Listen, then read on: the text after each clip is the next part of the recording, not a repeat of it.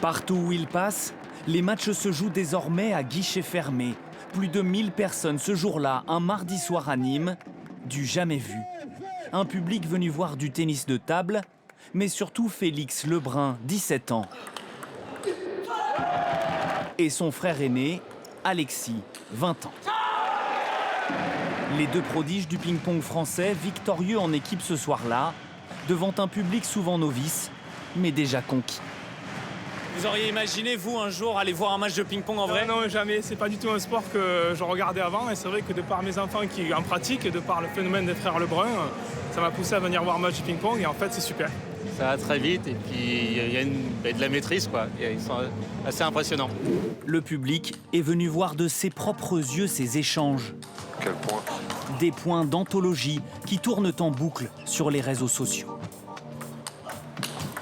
Oh, le plus bel échange de ces championnats de France pour le moment. Après leur nouvelle victoire sur le terrain, les frères Lebrun troquent leur raquette pour un stylo. Car une autre rencontre tout aussi sportive débute, celle avec leurs fans, toujours plus nombreux. On est content de jouer dans des salles quasi pleines comme ce soir, donc c'est normal de rendre aux gens qui sont venus nous soutenir, donc on fait ça avec plaisir. On se régale, on fait ça maintenant régulièrement après les matchs, c'est cool, donc ça fait plaisir. Au total, 40 minutes de selfies et de dédicaces. Mon rêve, c'était de les voir en vrai. C'est de l'émotion parce que je les regarde à la télé et là, je les vois en vrai, c'est wow. Le phénomène Lebrun, c'est d'abord l'histoire de deux frangins nés dans l'Hérault, une raquette dans les mains.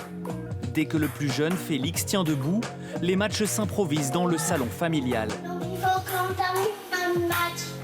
Leur papa, ancien numéro 7 français, leur donne le goût de la compétition, sans jamais devenir leur entraîneur. Paris gagnant, les deux têtes blondes trustent les podiums avec très vite un rêve affiché dès 2018. L'objectif incroyable serait d'aller au JO et puis un objectif réalisable c'est d'être fort. Moi c'est Paris 2024. La route d'une médaille olympique passe par des séances atypiques. Un coup d'échec entre deux coups de raquette pour travailler la matière grise. Il n'a plus rien, il est cuit.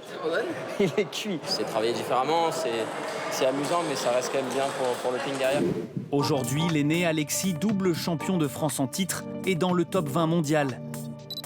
Félix, le cadet, est lui le 6e meilleur joueur du monde, premier joueur non chinois du classement. Leur réussite, c'est aussi celle d'une famille. Un clan uni autour de l'histoire de leur plus grande sœur, Roxane, 25 ans, dans les tribunes ce soir-là. Elle est atteinte d'une grave malformation cardiaque, opérée plusieurs fois à cœur ouvert dès son plus jeune âge. Son combat quotidien contre la maladie est une force pour ses deux jeunes frères. D'avoir une sœur qui a eu des problèmes de santé et qu'on voit qui se bat tous les jours, ça aide à garder les pieds sur terre. C'est sûr que le ping-pong c'est bien, mais c'est pas le plus important. Ça nous donne forcément un exemple pour se battre à la table. Avec les frères Lebrun, tout est toujours prétexte au jeu. Pour ceux de Paris, ils seront une chance de médaille, 24 ans après la dernière récompense olympique dans la discipline.